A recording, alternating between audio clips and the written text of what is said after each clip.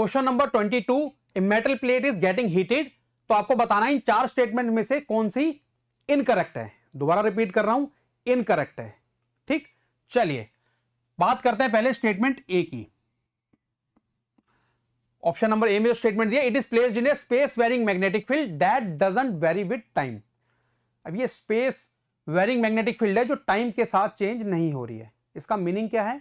देखो, इसका मीनिंग है कि यहां पे अगर मान लीजिए फील्ड है 3 टेस्ला और यहां पे क्या है 4 टेस्ला और यहां पे क्या है कुछ भी ले लो 7 टेस्ला। इस तरीके से अलग अलग पॉइंट पे जो मैग्नेटिक फील्ड का मैग्नीट्यूड है वो बिल्कुल अलग है। बट हां, जैसे जैसे टाइम बढ़ेगा, जैसे जैसे आगे टाइम में इन वैल्यूज में कोई चेंज नहीं है इन पर्टिकुलर लोकेशंस पे। बात क्लियर है? इन पर्टिकुलर लोकेशंस पे इन वैल्यूज में कोई टाइम नहीं, यानी कि अगर आप 5 मिनट बाद देखोगे तो भी यहां 7 टेस्ला है, 10 मिनट्स 5 मिनट्स के बाद देखोगे तो 4 टेस्ला 3 टेस्ला, यानी कि एक पर्टिकुलर लोकेशन पे जो मैग्नेटिक फील्ड है वो क्या है? कांस्टेंट है। ठीक, क्या है?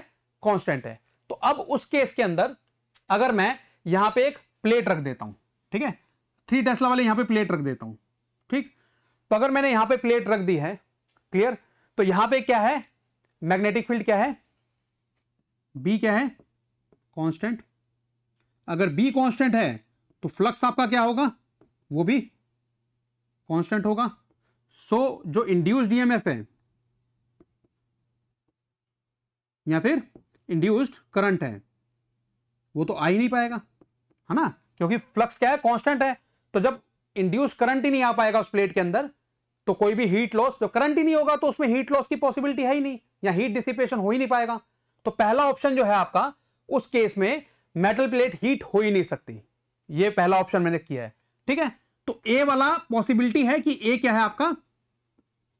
इनकरेक्ट है। ए की जो स्टेटमेंट है वो इनकरेक्ट है। ऐसा पॉसिबल ही नहीं है यहां पे, क्योंकि इंड्यूस्ड ईएमएफ और इंड्यूस्ड करंट नहीं आ रहा है।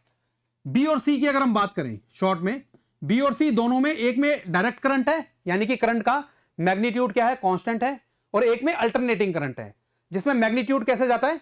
साइन वेव की तरह, है ना। अल्टरनेट में कैसे जाता है? साइन वेव की तरह मैग्नीट्यूड पहले इंक्रीज करता है, फिर डिक्रीज करता है, फिर डायरेक्शन चेंज होती है, अपोजिट डायरेक्शन में इंक्रीज करता है और अपोजिट डायरेक्शन में फिर डिक्रीज करता है। बट बी और सी दोनों केस में हीट डिसिपेशन तो होगा ही होगा, क्योंकि करंट तो है ही, हीट डिसिपेशन तो होने ही वाला है। ठीक है, तो मैं मानता हूं अगर एक प्लेट हीट हो रही है डायरेक्ट करंट या अल्टरनेटिंग करंट के केस में तो वो पॉसिबिलिटी है। इसका मतलब बी और सी जो स्टेटमेंट है वो क्या है? करेक्ट स्टेटमेंट्स है। ठीक, बात करते हैं डी की। डी में क्या है? टाइम वेरिंग मैग्नेटिक फील्ड है, यानी कि एक पर्टिकुलर लोकेशन पे जहां पे आपने इस मेटल प्लेट को रखा है वहां पे फील्ड चेंज हो रही है, यानी कि मैग्नेटिक लाइंस इंक्रीज कर रही होंगी या डिक्रीज कर रही होंगी। तो वहां पे क्या होगा?